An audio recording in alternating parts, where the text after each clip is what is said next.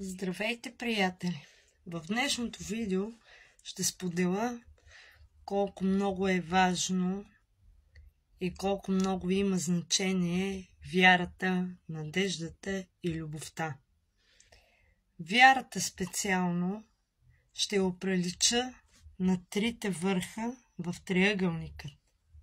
Всички знаем какво е триъгълник, според страните какви са триъгълниците, според ъглите, но знаете ли какво е вярата в 100 годишна история в индустрията на мрежовия маркетинг? Знаете ли какво е това вяра? Да вярвате в фирмата LR Healthy Beautiful, да знаете каква фирма има зад гърба ви, какви продукти предлага, в кои области е съобразена, а тя е съобразена в няколко. И те са здраве, красота, body mission, аромати и плюс автомобилна концепция. Но третият върх, най-важният върх, е вярата в нас самите. Вярата в продукта, че наистина действа, вярата в фирмата, че гарантира за своите продукти качеството, за своите доходи, че наистина плаща до стотинка, колкото е заработил партньорът във фирмата, за истинските резултати и успехи на партньорите. И това колко е важно един новостартирал човек да вярва в партньора, в неговия спонсор, който го е регистрирал. За това, че може да разчита, за това колко е важно отношението в работата, за това, че е подкрепа в даден разговор.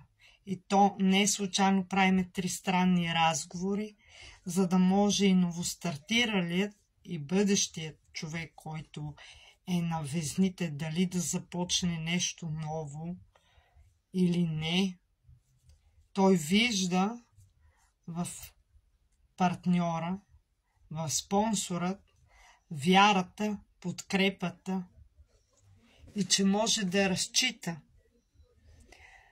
че въпросният спонсор не е само човекът, който помага в тристранните разговори, за да обяснява как, кога, какво, що може да очаква, с колко може да стартира, как да стартира, какво да очаква, защо е започнал, да може да отговори на всичките тези въпроси.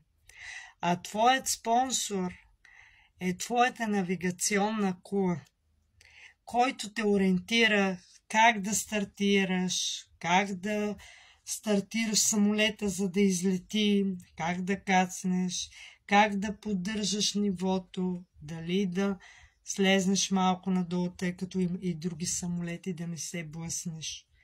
Ето това е нашият бизнес. Това са нашите три върха. Вярата в индустрията, вярата в фирмата и вярата в себе си, в продуктите, в резултатите, във всичките успехи.